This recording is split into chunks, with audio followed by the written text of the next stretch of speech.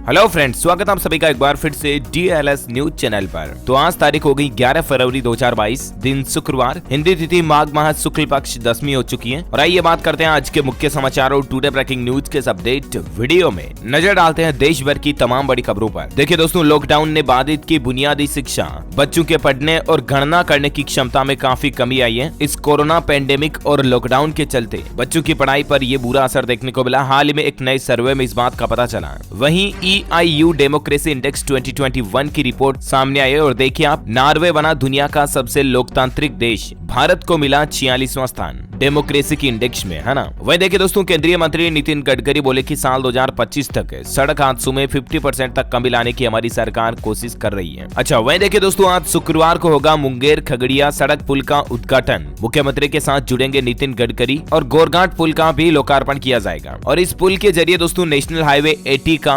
National highway 31 से मिलन होगा। दोनों एक दूसरे से लिंक होंगे। नीतीश कुमार और नितिन गडकरी दोनों मिलकर कृष्ण सेतु का उद्घाटन भी करेंगे। अच्छा, कोरोना पर एक राहत भरी खबर आ रही कि देश में कोरोना खत्म हो रहा है। सिर्फ 15 दिनों में ही कोरोना का जो संक्रमण दर है वो 20% से गिरकर 4% तक आ गया। लेकिन स्वास्थ्य मंत्रालय का कहना है कि ध्यान रहे, कोरोना का खतरा अभी तक टला नहीं है। देश में 4 राज्य ऐसे जहां अभी भी 50,000 से भी ज्यादा कोरोना के एक्टिव केस चल रहे हैं। यानी कि दोस्तों, भले ही कोरोना के डेली मामलों की संख्या में हमारे भारत देश में गिरावट आ रही हो, लेकिन हमें फिर भी लापरवाही बिल्कुल भी नहीं बरतनी है। मास्क लगाएं, सोशल डिस्टेंसिंग बनाए रखें, है ना। वह देखिए, कोरोना पर WHO की भी चेतावनी आ रही कि जब तक दुनिया में ओमिक्रॉन वेरिएंट अवेलेबल है ना, तब तक खुद को सुरक्षित मानना भी मुसीबत बन सकता है। अच्छा, कोरोना के मामलों में गिरावट को देखते हुए सरकार ने नियमों में कुछ बदलाव भी किए हैं और अब 14 फरवरी से जो विदेशों से भारत आ रहे हैं उन लोगों को कोरोना टेस्ट करवाने की जरूरत नहीं पड़ेगी। यानी कि जो पहले RT-PCR टेस्ट कंपलसरी था विदेशों से भारत में आने वालों के लिए, वो 14 फरवरी से जरूरी नहीं होगा, है ना। एक नियम में तो यह बदलाव किया सरकार ने। वहीं अंतर्राष्ट्रीय यात्रियों के लिए सरकार ने कुछ और नए दिशा निर्देश भी जारी किए हैं। 14 फरवरी से 7 दिनों का अनिवार्य होम क्वारंटीन जो था उसको भी हटा दिया, है ना। कोरोना में गिरते मामलों को देखते हुए सरकार का यह फैसला है। वही देखिए दोस्तों, वैक्सीन कितनी जरूरी है, इस पर भी एक अमेरिका में रिसर्च हुई और उस रिसर्च में यह दावा किया जा रहा है कि बिजली गिरने और भूकंप से भी मौत का खतरा जितना होता ना, उससे भी ज्यादा मौत का खतरा उन लोगों को है जिन्होंने वैक्सीन नहीं लगवाई है। और इसीलिए अगर आप वैक्सीनेटेड हैं तो कोरोना से आपके मरने की संभावना काफी कम हो जाती है। ये रिसर्च में पता चला है और इसीलिए कोरोना की वैक्सीन जरूर लगवाएं। चलिए अगला अपडेट देखिए। राष्ट्रपति रामनाथ कोविंद जी ने मध्य प्रदेश, मद्रास समेत इन हाईकोर्ट में 17 न्यायाधीशों की नियुक्ति की, जिनकी लिस्ट भी आप देख सकते हैं। वही देखिए, चुनाव आयोग की तरफ से मणिपुर विधानसभा चुनाव की तारीखों में बदलाव किया गया है। अब 28 फरवरी और 5 मार्च को वोट डाले जाएंगे। पहले चरण के मतदान जो पहले 27 फरवरी को होने थे उसकी जगह पर 28 फरवरी को होंगे और जो 3 मार्च को दूसरे चरण के मतदान होने थे वो अब 5 मार्च को होंगे। ये बदलाव मणिपुर राज्य की विधानसभा चुनाव की तारीखों में किया गया है, इलेक्शन कमीशन यानी कि चुनाव आयोग की तरफ से। अच्छा, गवर्नमेंट एक नया नियम लागू करने जा रही है। एक चेतावनी देखिए आप, राष्ट्रीय चिकित्सा आयोग ने चीन में MBBS की पढ़ाई के प्रति छात्रों को सावधान किया और कुछ जरूरी निर्देश भी जारी किए।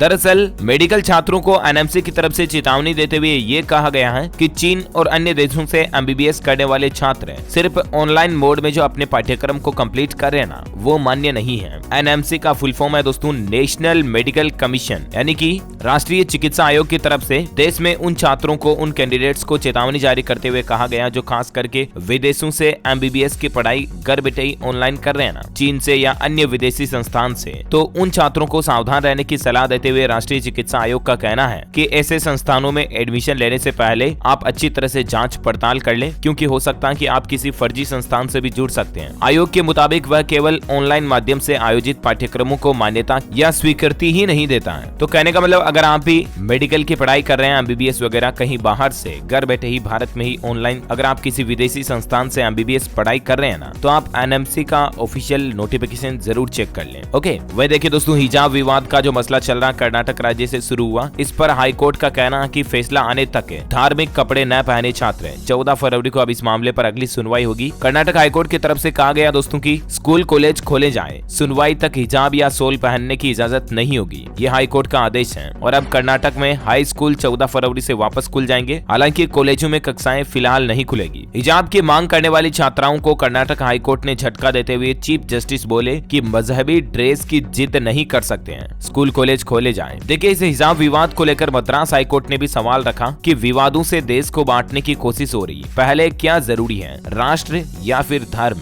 वहीं देखिए मध्य प्रदेश से कुछ इस तरह के वीडियो सामने आ रहे हैं। हिजाब वाली लड़कियां, बाइकर्स, खान सिस्टर्स, इन्होंने हिजाब पहनकर बाइक पर गाड़ी चलाते हुए वीडियो शूट किया, जिसमें ये लड़कियां फ्लाइंग किस देते हुए भी नजर आ रही हैं। मध्य प्रदेश भोपाल का ये वीडियो है और वीडियो सामने आने के बाद गृह मंत्री बोले कि कार्रवाई करने पर विचार भी करेंगे। हिजाब विवाद पर पाकिस्तान को भारत ने मुंहतोड़ जवाब भी दिया। इमरान सरकार को भारत ने जवाब देते हुए कहा कि पहले अपना घर संभालो, हम अपने मामले खुद देख लेंगे। दरअसल कल ही पाकिस्तान ने भी हमारे भारत में जो अभी हिजाब विवाद का मसला चल रहा है इस पर कमेंट किया था, टिप्पणी की थी, तो उसी का मुंहतोड़ जवाब देते हुए पाकिस्तान को ये कहा गया भारत की तरफ से, है ना। तो कुल मिलाकर के अभी कर्नाटक हाईकोर्ट की तरफ से हिजाब पहनने पर फिलहाल टेम्परेरी रोक ही लगा दी गई है और अब इस मामले पर अगली सुनवाई जो होगी हाईकोर्ट की तरफ से, देखते हैं माननीय उच्च न्यायालय की तरफ से क्या फैसला था। जो भी अपडेट आएगा मैं आपको बता दूंगा। और वैसे तो ये कर्नाटक हिजाब का मामला अब सुप्रीम कोर्ट तक भी पहुंच चुका है। सुप्रीम कोर्ट में भी याचिका दाखिल की जा चुकी है। सीजेआई की अगुवाली वाली पीठ के समक्ष जल्द सुनवाई की मांग भी की गई, है ना। और अगली बड़ी खबर देखिए दोस्तों, आम आदमी को नहीं मिली राहत। आरबीआई ने दरों में नहीं किया कोई भी बदलाव, रेपो रेट अभी भी 4% पर बरकरार है। आरबीआई की कल ही बैठक हुई और इसमें गवर्नर ने क्रिप्टो करेंसी को मैक्रो इकोनॉमी के लिए बड़ा खतरा भी बताया। वहीं आरबीआई गवर्नर शक्तिकांत दास जी का कहना है कि जल्दबाजी में लॉन्च नहीं होगी केंद्रीय बैंक की डिजिटल करेंसी, सावधानी के साथ इसका काम जारी है। अच्छा, आरबीआई की बैठक में कल एक और ये बड़ा फैसला भी लिया गया। देखिए आप, ई रूपी की सीमा को बढ़ा दिया। अब 1 लाख रुपए तक का ट्रांजेक्शन आप ई रूपी के जरिए कर पाएंगे। अभी तक इसकी लिमिट 10,000 रुपए ही थी, तो इसको बढ़ाकर सीधा 1 लाख रुपए कर दिया। और इसके अलावा ई रूपी अब आप कई बार भी उपयोग कर सकते हैं। अभी तक इसको एक बार ही उपयोग कर सकते थे और इसके लिए बैंक अकाउंट की जरूरत को भी खत्म कर दिया। अब जरूरत नहीं पड़ेगी, ये पूरी तरह से डिजिटल रूप से काम करेगा। ई रूपी क्या है, इसको शॉर्ट रूप में मैं आपको समझाऊं दोस्तों, तो आपको बता दूं, प्रधानमंत्री नरेंद्र मोदी ने 2 अगस्त 2021 को ई रूपी को लॉन्च किया था, ठीक है ना। ये एक इलेक्ट्रॉनिक वाउचर पर आधारित डिजिटल पेमेंट सिस्टम है। डिजिटल करेंसी के रूप में भारत का ये पहला कदम था। इसके जरिए आप एसएमएस या फिर क्यूआर कोड के जरिए पैसा ले सकते हैं। ये एक तरह से गिफ्ट वाउचर की तरह होता है। तो डिजिटल पेमेंट को बढ़ावा देने के उद्देश्य से आरबीआई की बैठक में इसकी लिमिट वगैरह को बढ़ाया गया। ओके,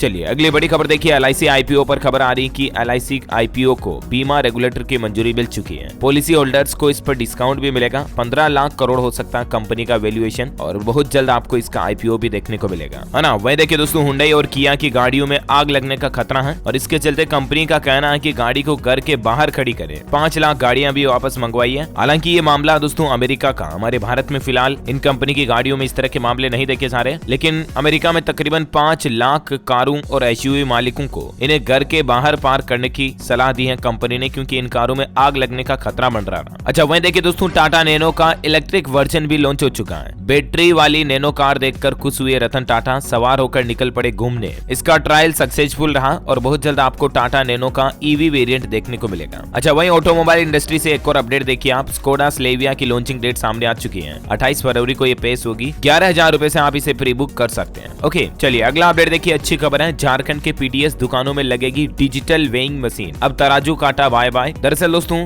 जन वितरण प्रणाली केंद्र यानी कि पीडीएस में अनाज वगैरह की चोरी को रोकने के लिए अब मापतोल की डिजिटल वेइंग मशीन लगाई जाएगी राशन की दुकानों में, है ना। अब मतलब कांटे वाले तराजू से या लोहे के बाट से वजन नहीं किया जाएगा। झारखंड के सभी करीब 26,000 पीडीएस दुकानों में इस मशीन को लगाया जाएगा। सरकार की तरफ से ये फैसला लिया गया। अच्छा, वहीं देखिए, मशहूर पहलवान द ग्रेट खली भाजपा में शामिल हो चुके हैं। राष्ट्र के प्रति पीएम मोदी के काम को उन्होंने सराहा है। जी हाँ, WWE के रेसलर द ग्रेट खली बीजेपी में शामिल होते हुए उन्होंने कहा कि मोदी के रूप में सही प्रधानमंत्री मिला देश को और द ग्रेट खली की एंट्री से भाजपा महाबली भी बन गई। वो ऐसे कि इसके बाद इंटरनेट मीडिया पर पीएम मोदी और सीएम योगी के दिलचस्प मीम्स भी हमें देखने को मिले, जिनकी कुछ तस्वीरें भी आप देख सकते हैं। अच्छा, वहीं जैसा कि आपको पता होगा, उत्तर प्रदेश में 58 सीटों पर पहले चरण का मतदान कल ही कंप्लीट हुआ और अब की बार 61% वोटिंग रही। 2017 से 2% कम रही वोटिंग रेशियो। पिछली बार 2% वोट बने थे तो भाजपा को 43 सीटों का फायदा हुआ था। अच्छा, कल के मतदान में उत्तर प्रदेश के 11 जिलों में 60-61% जो वोटिंग रेशियो रहा ना, उसका एनालिसिस देखिए आप। सबसे ज्यादा 69% शामली में वोटिंग रेशियो रहा, उसके बाद 53% गाजियाबाद में और इस मतदान के बाद 623 प्रत्याशियों की किस्मत ईवीएम में कैद हो चुकी है। चलिए अगला अपडेट देखिए दोस्तों। कोहली ने भी पुष्पा डांस किया।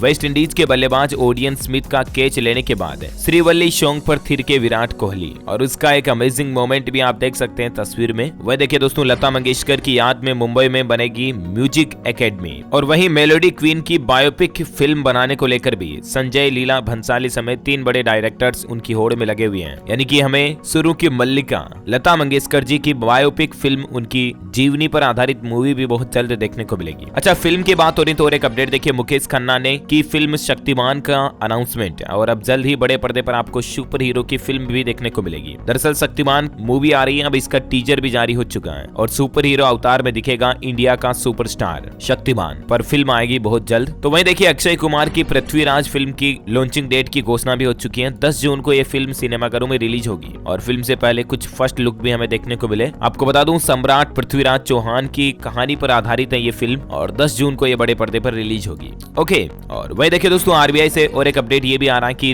रिजर्व बैंक ऑफ इंडिया की जो बैठक हुई ना, उसमें इमरजेंसी स्वास्थ्य सेवाओं के लिए नकदी सुविधा की तारीख को भी 30 जून तक के लिए बढ़ा दिया। अभी कोरोना महामारी को देखते हुए भारतीय रिजर्व बैंक की तरफ से यह फैसला लिया गया है और जो मतलब हॉस्पिटल वगैरह में इमरजेंसी में कैश देने की जो लिमिट सरकार ने बढ़ा रखी है ना, उसकी तारीख जो 31 मार्च 2022 थी उसको बढ़ाकर 30 जून 2022 कर दिया। वहीं देखिए आरबीआई गवर्नर ने यह भी कहा कि साल 2022-23 में रियल जीडीपी ग्रोथ 7.8% रहने का अनुमान है। चलिए अगला अपडेट देखिए, भारत के सबसे भीड़ भाड़ वाले शहरों में मुंबई शहर पहले नंबर पर आया। मुंबई है ना, भारत में तो पहले नंबर पर है और दुनिया भर में भीड़ भाड़ वाले शहरों की लिस्ट में मुंबई 5वें नंबर पर है ग्लोबल लिस्ट में। वहीं बेंगलुरु 10वें नंबर पर और राजधानी दिल्ली 11वें नंबर पर है। हालिया एक रिपोर्ट सर्वे में ये बात सामने आई है। वह देखिए भ्रामक विज्ञापनों पर लगेगी लगाम। सरकार ने सेंसोडाइन और नापतोल के खिलाफ आदेश जारी करते हुए कहा कि जो ये कस्टमर को गुमराह करने वाले विज्ञापन प्रकाशित करते हैं ना, इन पर अब रोक लगाई जाएगी। एक ऐसे मसले पर तो नापतोल पर 10 लाख रुपए का जुर्माना भी लगा। अच्छा दोस्तों, खबरों का सिलसिला जारी रहेगा। अभी तो और भी बहुत सारी महत्वपूर्ण और काम की खबरों पर बातचीत करेंगे। बताऊंगा आपको मैं कुछ सरकार के बड़े ऐलान और सरकार की तरफ से कुछ बड़ी घोषणाएं भी देखेंगे, जानेंगे। लेकिन फिलहाल वक्त हो चुका है आज के ताजा मौसम समाचार जानने का। देखिए बिहार झारखंड समेत कई राज्यों में बारिश के आसार अभी भी नजर आ रहे हैं और तेज हवाएं चलेगी। बारिश के बाद राजस्थान में भी सर्दी बढ़ी, ठंडी हवाओं गलन भरी हवाओं का माहौल देखा गया। भरतपुर में तो आज भी अलर्ट जारी है। वह देखिए बिहार में आज बदल जाएगा मौसम का मिजाज। पटना समेत कई जिलों में झमाझम बारिश की चेतावनी अभी भी जारी है और इन सब के बीच संपूर्ण भारत का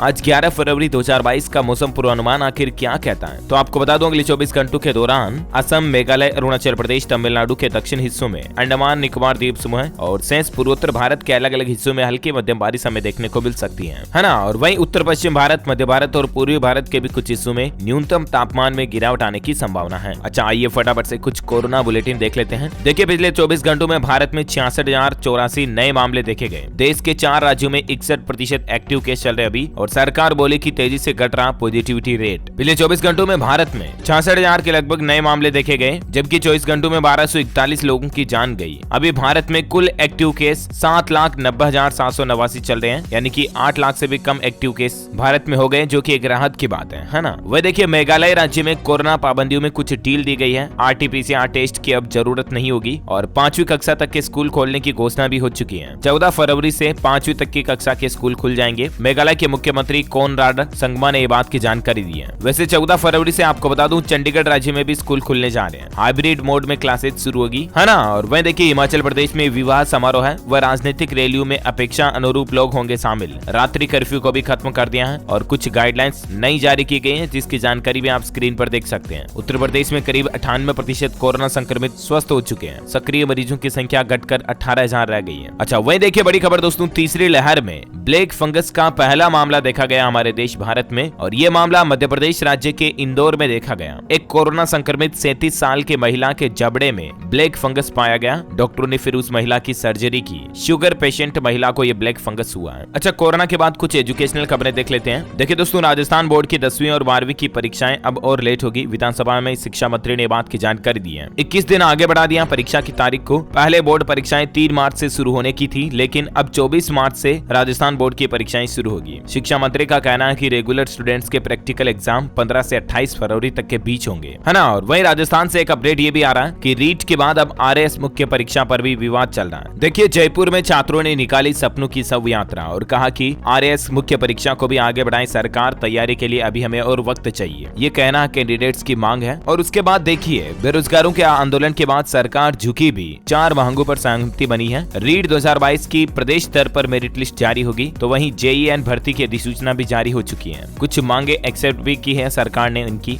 अच्छा और एक अपडेट देखिए, मैट्रिक और इंटरमीडिएट परीक्षार्थियों के लिए कुछ बड़ी खबर है। झारखंड राज्य से अपडेट है। इस साल गृह केंद्रों पर नहीं होगी परीक्षा, हालांकि कोरोना को देखते हुए परीक्षा के केंद्र भी बढ़ाए जाएंगे। वह देखिए मध्य प्रदेश बोर्ड एग्जाम पर खबर आ रही है। MPBSE ने कक्षा 9वीं और 11वीं की परीक्षाओं के लिए डेट शीट भी जारी कर दी है। 15 16 मार्च से होगा परीक्षा का आयोजन। तारीखें ज्यादा आप देख सकते हैं स्क्रीन पर। अच्छा, सरकारी नौकरी पर अपडेट आ रहा। झारखंड कर्मचारी चयन आयोग की तरफ से कांस्टेबल के 583 पदों पर भर्ती निकाली गई है। 26 मार्च तक कैंडिडेट्स इसके लिए ऑनलाइन अप्लाई कर सकते हैं। वहीं नीट पीजी 2022 परीक्षा की नई तिथि तो घोषित हो चुकी है। 25 मार्च तक आप रजिस्ट्रेशन कर पाएंगे, है ना। एजुकेशनल खबरों के बाद फटाफट से कुछ और अपडेट में आपको बता देता हूँ। देखिए, आप सरकार की तरफ से एक बड़ा फैसला लिया गया। अब कार कंपनियों को सभी यात्रियों के लिए देनी होगी सीट बेल्ट, यानी कि जो अभी कारों में 2 ही यात्रियों के लिए सीट बेल्ट आती है ना, आगे बैठने वाले पैसेंजर्स के लिए, ड्राइवर को ड्राइवर के लिए, वो अब पीछे बैठने वाले यात्रियों के लिए भी सीट बेल्ट आएगी। कार में सभी सीटों के लिए 3 पॉइंट सीट बेल्ट अनिवार्य हो चुका है। नितिन गडकरी जो कि देश के परिवहन मंत्री हैं, उनकी तरफ से ये बड़ा ऐलान भी किया गया। इसकी घोषणा की गई कल ही उनके द्वारा। अच्छा, वहीं देखिए उत्तर प्रदेश वाराणसी शहर के पार्कों को बनाया जाएगा वेलनेस सेंटर। ओपन जिम का निर्माण के साथ ही रोपे जाएंगे आयुर्वेदिक पौधे भी। अच्छा, उत्तर प्रदेश कन्नौज में 12 फरवरी को आएंगे पीएम मोदी, कल 12 तारीख को, और उनके आने से पहले वायुसेना के हेलीकॉप्टर को हेलीपैड पर उतारकर एक रिहर्सल किया गया और पीएम मोदी के सुरक्षा इंतजाम को टेस्ट किया गया। वहीं देखिए दोस्तों, पत्रकार रामचंद्र छत्रपति की पत्नी का निधन हो चुका है। बेटे के साथ मिलकर 17 साल लड़ी राम रहीम के खिलाफ कानूनी लड़ाई। बच्चों का पालन पोषण भी इन्होंने अकेले किया। वाकई में ऐसी साहसी लेडी को सैल्यूट। अच्छा, पेट्रोल डीजल की प्राइस पर बड़ी खबर आ रही है दोस्तों की चुनाव है अभी, इसीलिए आपको पेट्रोल डीजल में राहत मिल रही है। बाकी मीडिया रिपोर्ट्स ऐसी भी आ रही कि मार्च में फिर से पेट्रोल डीजल की कीमतें बढ़ सकती है 8 से 9 रुपए प्रति लीटर तक है, क्योंकि क्रूड ऑयल वगैरह काफी ज्यादा महंगा चल रहा है अभी। अच्छा, वही देखिए कल ही गोवा पहुंचे पीएम मोदी और वहां पीएम ने नेहरू और ममता पर सीधा निशाना साधा। कहा कि कांग्रेस ने गोवा मुक्ति के लिए सेना नहीं भेजी। आजकल नए चेहरों से लोग हैरान हैं। एक तीर से 2 निशाने लगाए उन्होंने। अच्छा, साथ ही आज की एक मोटिवेशनल खबर देखिए आप। 50 इंटरव्यू के बाद बिहार की 24 साल की इस लड़की को गूगल में मिली 1 करोड़ रुपए की नौकरी। जी हाँ, इनका नाम है संप्रीति यादव और इनको गूगल कंपनी में नौकरी मिली है। लगभग 1 करोड़ 10 लाख इनका सालाना पैकेज है। अभी 24 साल की ये है, मात्र सॉफ्टवेयर इंजीनियर में इन्होंने पढ़ाई की है और वाकई में इनकी मेहनत को सैल्यूट। इनका कहना है दोस्तों की अगर आप अपने ड्रीम जॉब को पाना चाहते हैं तो आपको रिजेक्टेड ईमेल्स, असफल इंटरव्यू, परिवार और साथियों के दबाव और निराशाओं से मुक्त होना होगा। साथ ही आपको ये समझना होगा कि अगला इंटरव्यू आपके ख्वाब, आपके सपनों को हकीकत में बदल देगा।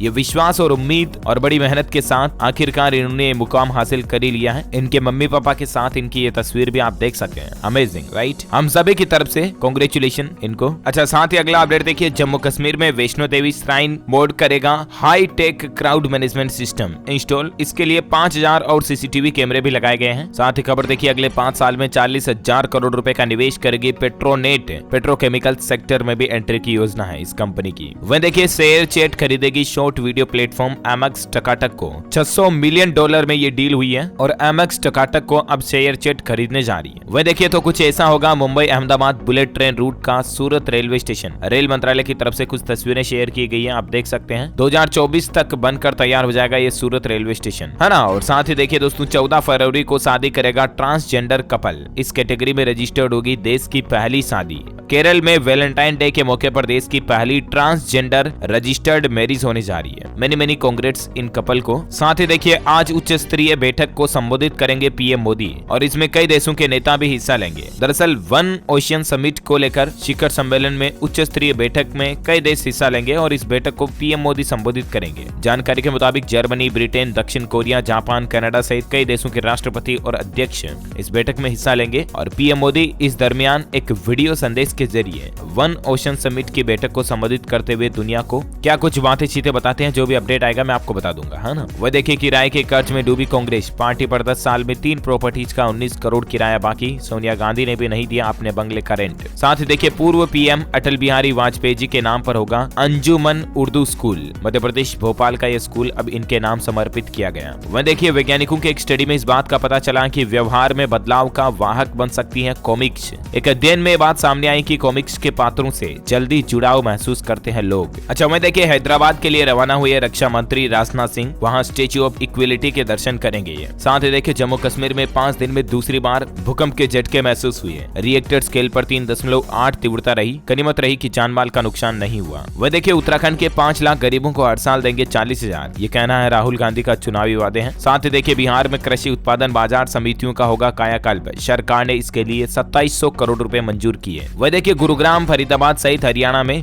भू संपत्तियों का बनेगा डिजिटल नक्शा, जो सब कुछ जीपीएस से कनेक्टेड होंगे। सरकार इस तरह का भी प्लान बना रही है। वह देखिए, मध्य प्रदेश के 27 लाख उपभोक्ताओं को मार्च में बिजली बिल का झटका लगेगा, क्योंकि मार्च से आपका बिजली बिल महंगा हो सकता है। दरअसल कोरोना लहर के वक्त सरकार ने 21 अगस्त 2020 के पहले का बिजली बिल का बकाया वसूलने पर रोक लगा दी थी, राइट। तो उसकी तारीख अब नजदीक आ रही है और इसके मुताबिक अब आपको अपने पुराने बिजली बिल के जो बकाया हैं वो भी वापस भरने पड़ेंगे जल्द ही। साथ ही देखिए, 10 रुपए का सिक्का वैलिड है या इनवैलिड, सरकार ने संसद में इस बात का जवाब भी दिया। आपको पता होगा 10 रुपए के सिक्के को लेकर देश में कई जगहों पर कंट्रोवर्सी रहती है, दुकानदार भी नहीं लेते हैं इस रुपए के सिक्के को। तो ऐसे में सरकार ने संसद में बात की जवाब दी, जानकारी दी कि 10 रुपए का सिक्का बिल्कुल भारत सरकार और रिजर्व बैंक की तरफ से ऑथराइज्ड करेंसी है, इसको ले आप, ये मान्य है, पूरी तरह से किसी भी तरह से नकली नहीं है, ठीक है ना। वह देखिए, म्यूचुअल फंड इंडस्ट्री का नया माइलस्टोन, पहली बार 5 करोड़ एसआईपी का आंकड़ा पार किया। जनवरी में 11,000 करोड़ रुपए से ज्यादा का निवेश हुआ। साथ ही देखिए, एयरटेल एक्सट्रीम प्रीमियम लॉन्च हो चुका है। 149 रुपए के रिचार्ज पर आपको 15 ओटीटी एप्स का सब्सक्रिप्शन मिलेगा, सोनी लिव, हीरोज नाउ वगैरह वगैरह। ओके, इसी कड़ी में आज दिन भर की तमाम बड़ी खबरें, मुख्य समाचार का अपडेट वीडियो यही फिनिश होता है। और हाँ, आप मुझे कमेंट करके बताइए दोस्तों कि गणित के कौन से नंबर की खोज भारत में हुई। एनी वन नंबर कमेंट करके बताइए जो भारत में खोजा गया, मैथमेटिक्स का ऐसा डिजिट, ऐसा नंबर जो भारत में डिस्कवर्ड हुआ। कमेंट करके बताइए। जो लोग इस सवाल का सही जवाब इस वीडियो के नीचे कमेंट में देंगे ना, वो रैंडमली सेलेक्ट होने पर आप हमारी DLS न्यूज टीम की तरफ से जीत सकते हैं एक शानदार सरप्राइज गिफ्ट, जिसमें आपको mobile, computer, laptop, tablet, PC, gadgets वगैरह कुछ भी जीतने का मौका मिलेगा। इसी के साथ ही अगर आपको वीडियो अच्छा लगा तो इसे लाइक करना, शेयर भी करना अपने दोस्तों के साथ फेसबुक और व्हाट्सएप पर। और हाँ, आप हमारे चैनल DLS न्यूज को सब्सक्राइब करके बेल आइकॉन भी जरूर दबा देना, ताकि आपको रोजाना के ताजा अपडेट्स और काम की खबरें तुरंत आपके मोबाइल पर मिलती रहेगी। Thank you, take care, goodbye, जय हिंद, जय भारत, वंदे मातरम।